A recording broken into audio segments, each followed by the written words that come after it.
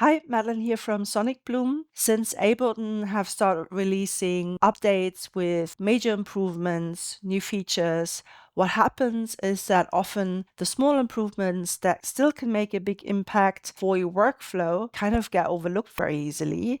And so I thought in this video, we're going to look at 7 small improvements in Ableton Live 12.3.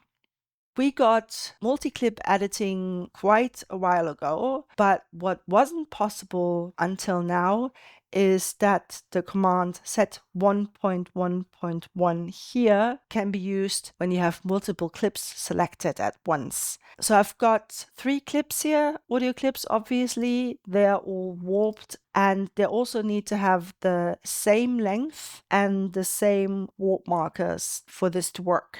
And so I can just shift click to select all of them, and then I can click wherever I want the beginning of the clip to be and do a right click or control click on Mac and use set 1.1.1 here. And you can see that works. What is also great, it doesn't just work on clips that are on different tracks. So I can also have these two selected, and then you can see that works as well. And it works the exact same way as well in the session view. So I can select and then shift click and right click here and set 1.1.1 here. And you see that happens the same way as well. Improvement number 2 is actually 2 small improvements, both to do with inserting empty MIDI clips into the arrangement view. So the first one is that you can now simply click here and then do Control Shift M on Windows or Command Shift M on Mac. And the MIDI clip that is created is either 1 bar long or the current grid size, whatever is longer. And also new is that you can do double click in here, even though you can see that the cell is half filled already by a MIDI clip, which is great for adding drum fills, for example, or just a small part to lead into the next song part. Improvement number 3 is that we now have shortcuts to show or hide the filter view or the tag editor. Both only work when the browser is already in focus. So if it isn't, you can use Alt and 5 on Windows or Option 5 on Mac to put it into focus.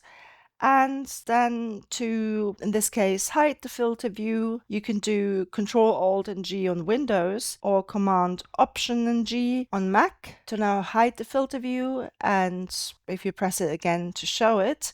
And for the tag editor, you have Control Shift and E on Windows and Command Shift and E on Mac to show or hide the tag editor. Number 4 is that you can now double click a tag in the quick tags panel, and that means that this tag will be added to the search field, but you can only add one at a time. I could just maybe go to an audio effect here, open that, select that, and then if I double click the vocal here, then this is added to the search field. But for example, if I double click on pitch shift, you can see that it just replaces the first one.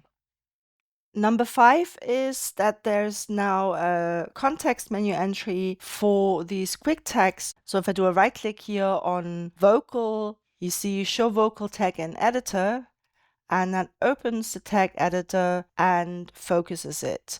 It does not necessarily consistently work for me to actually bring it in focus. For example, if I just close this up again and we just click on pitch correction and do a right click and choose that, you can see it hasn't actually scrolled there. So you still basically kind of have to find it. Improvement number 6 is the possibility to hide certain things under places in the browser if you don't need them. For example, if you do not intend to use Splice, you do not use the Ableton Cloud because you do not have a standalone push, you do not use Move or Note, you can simply right click and select hide from sidebar. and it's gone. You can do the same thing for these others as well. And if you want to bring them back, there's actually an entry in the settings. I can bring that up with Control or Command and Comma. And you can find it under Library. And you've got Show Cloud, Show Push, and Show Splice that you can turn back on again if you need them. And then they also turn up again.